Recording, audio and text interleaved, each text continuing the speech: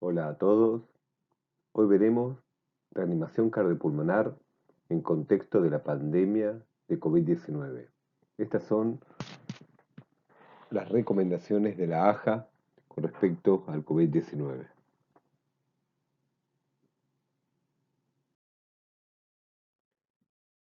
Ya han visto que en la cadena de supervivencia se ha agregado un nuevo eslabón, el sexto eslabón de la recuperación post-paro.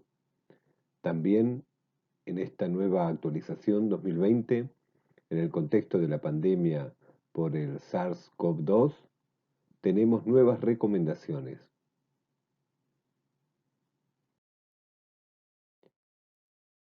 Pandemia. Aquí vemos la imagen de esta película en el año 1995. Hoy esto que parecía puramente ficción, lo vemos una realidad. Y tenemos que entender que aunque estemos ante un paciente que no podemos decir que tenga COVID-19, este paciente puede llegar a tenerlo. Por lo tanto, todo paciente es sospechoso. Mucho más ante una situación de paro cardiorrespiratorio que desconocemos cómo ha llegado al paro cardiorrespiratorio, desconocemos al paciente y es una situación de mucha aerosolización. Por lo tanto, las recomendaciones en este contexto van a apuntar a disminuir ese aerosol que nos pone en riesgo, en primera medida, a los trabajadores de la salud. Por lo tanto, la primera medida, como todo rescatista, es cuidar la propia salud, porque de eso depende que otros también puedan ser atendidos o no, más allá de la propia vida también del rescatista, médico o el que esté en esa situación ofreciendo la atención. Por lo tanto, es primordial conocer los elementos de protección personal en el contexto de la pandemia por COVID-19, conocer que hay 3 niveles con los cuales ustedes se tienen que proteger, y esto lo pueden buscar directamente de la Sociedad Argentina de Infectología. En la situación del paro cardiorrespiratorio, como es una maniobra con aerosoles, deben tener un nivel 3 de protección. Esto, como ven, implica máscara facial, protección ocular. Esto es fundamental. Muchas veces no se tiene en cuenta que a través de, de los ojos es donde ingresa el virus y a veces hasta en un 80%. Barbijo N95, camisolín hidrorrepelente, guantes, botas o cubrecalzado si están disponibles. Esto no es esencial, pero si están disponibles mejor. Por lo tanto, lo primero es cuidar al equipo de salud. Esto significa que si ustedes no tienen la posibilidad de protegerse, no están obligados a actuar. Y la recomendación es no hacerlo, porque pondrían en riesgo su propia vida y la de otros. El COVID-19 es de altísima contagiosidad. Por lo tanto, en un paro cardiorrespiratorio, la aerosolización aumenta. Las compresiones aumentan la aerosolización. Por lo tanto, protegerse es la primera medida que deben tomar. Es fundamental contar con una organización previa. Esto significa evaluar a los posibles pacientes con riesgo de llegar a un paro cardiorrespiratorio.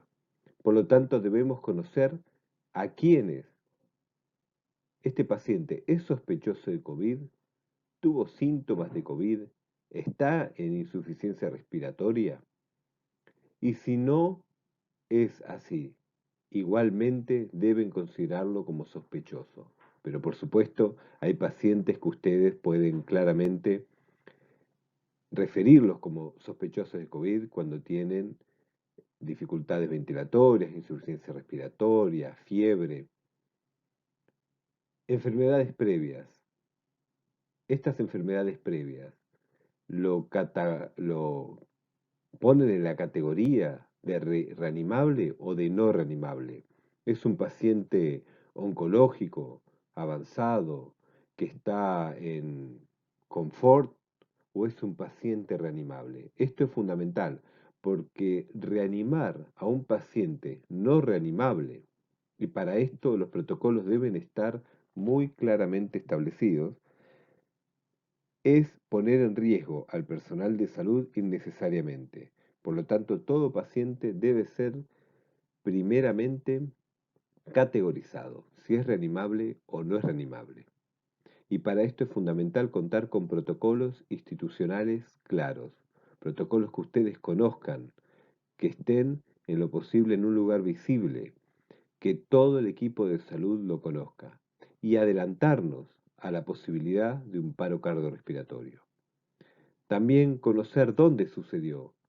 No es lo mismo en una situación en la vía pública, en un prehospitalario o en una sala de terapia intensiva, en una sala de clínica médica. Conocer el paciente cuál es la situación. ¿Está con intubación orotraqueal o no? Y los criterios de alto riesgo de paro cardiopulmonar que nos pueden hacer adelantarnos a un posible paro. Y de adelantarnos significa prepararnos para esa escena, tener disponible el carro de paro, que esto que parece algo pequeño, muchas veces al no tenerlo disponible, al tal vez que no esté cargada la batería, que no estén los cables en su lugar, todo esto puede atrasar y complicar más la situación. Por lo tanto, al tomar la guardia, si esa es la situación, que están de guardia, o al ingresar ustedes en su zona de trabajo, es fundamental conocer los elementos con los que cuentan, que estén disponibles y si están en condiciones.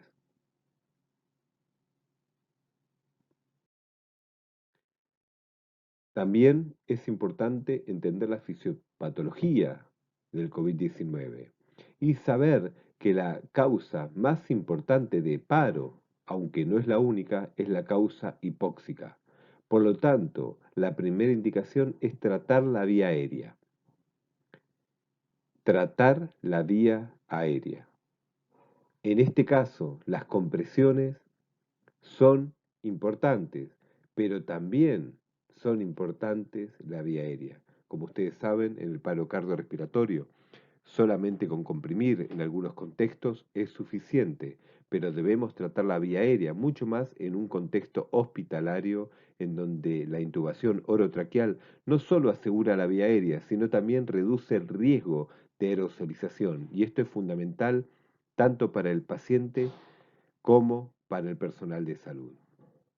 Por lo tanto, saber reconocer una vía aérea complicada, y para eso tenemos algunos scores, el Malampati, la escala de Lemon, que no es el fin de esta clase charlar sobre eso, pero lo pueden buscar en donde estas escalas nos predicen una vía aérea complicada y saber que el que tiene que intubar es el que tenga más experiencia, mucho más cuando estamos ante una vía aérea complicada.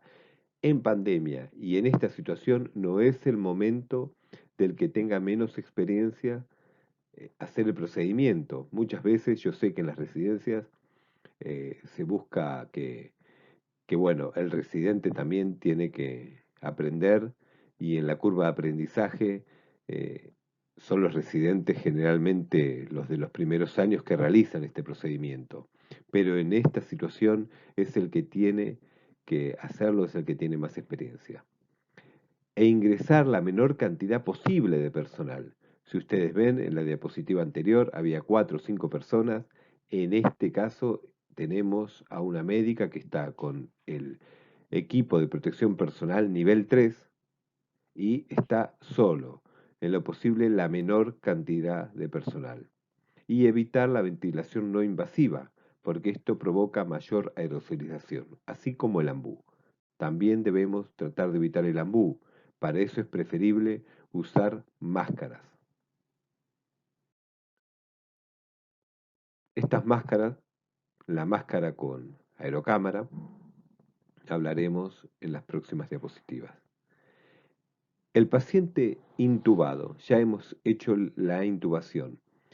Tenemos que usar filtros de alta efectividad. Tenemos que ver que estén. Si disponemos de un kinesiólogo, maravilloso, pero si no, debemos conocer y ver que tengan los filtros de alta efectividad para evitar la aerosolización.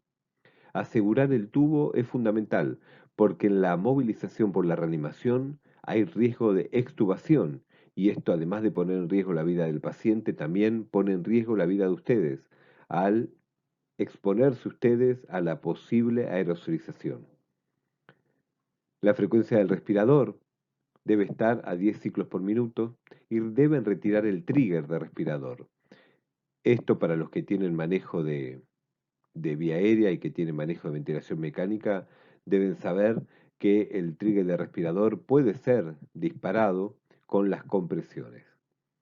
Si no tienen manejo, dejar a personal que tenga el manejo de ventilación mecánica. Y la ventilación mecánica, la indicación es de 4 a 6 mililitros kilo del peso predicho. El peso predicho es una fórmula que deben realizarla con el paciente en cuanto a la talla y el peso, y para esto hay una fórmula determinada y hoy están disponibles las aplicaciones para los celulares que la pueden hacer tranquilamente. Si no disponen de ventilación mecánica, debemos usar una máscara con reservorio. Como dijimos, el ambú aumenta la aerosolización. Por lo tanto, si van a usar ambú, tienen que usar un filtro. Y aquí les dejo una imagen, el filtro de alta eficiencia para el ambú. ¿Se puede realizar compresiones en un paciente pronado? En el paciente COVID, la pronación disminuye la mortalidad. Por lo tanto, muchas veces pueden estar en contexto de que un paciente no esté intubado o esté intubado y esté en pronación. Y puede hacer un paro cardiorrespiratorio en esa situación. Por lo tanto, las compresiones pueden realizarse. En, en el paciente con COVID, con distrés respiratorio, se puede comprimir. Si hay un riesgo alto de extubación, como para darlo vuelta, pueden comprimirlo en un paciente en pronación. No hay mucha evidencia sobre esto, por supuesto, porque no hay el tiempo suficiente para hacer estudios de alta evidencia, pero sí hay evidencia débil, pero existe, que utilizando las compresiones en la línea interescapular inferior, ustedes pueden llegar a comprimir el 86% del ventrículo izquierdo. Por lo tanto, es posible. Y deben colocar debajo del paciente un contrapeso. En este caso, otro médico tiene la mano, pero pueden usar otro elemento también para hacer un contrapeso. Por lo tanto, no es lo más recomendable hacer compresiones en un paciente pronado, pero si el riesgo es muy alto de extubación para darlo vuelta, pueden hacerlo. ¿Qué sucede con la desfibrilación? Bueno, en los ritmos desfibrilables se recomienda hasta 3 descargas antes de comprimir nuevamente. Esto evita la aerosolización. O sea, nos encontramos ante un ritmo desfibrilable, como ustedes saben, FB o TB, pueden hacer una carga. ¿No salió? Pueden hacer hasta 2 cargas más, o sea, hasta 3 descargas antes de volver a comprimir. Y se puede desfibrilar en pacientes pronados. Las almohadillas de desfibrilación deben estar ubicadas en la línea medio axilar izquierda y la escápula derecha.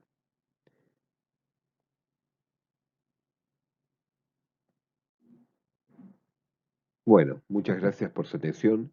Simplemente son las recomendaciones actuales para el paro cardiorrespiratorio en el paciente COVID y en el paciente sospechoso de COVID. Y como dijimos al principio, cualquier paciente en este contexto es sospechoso de COVID. Y como mensaje final, que les quede que deben primero proteger el equipo de salud.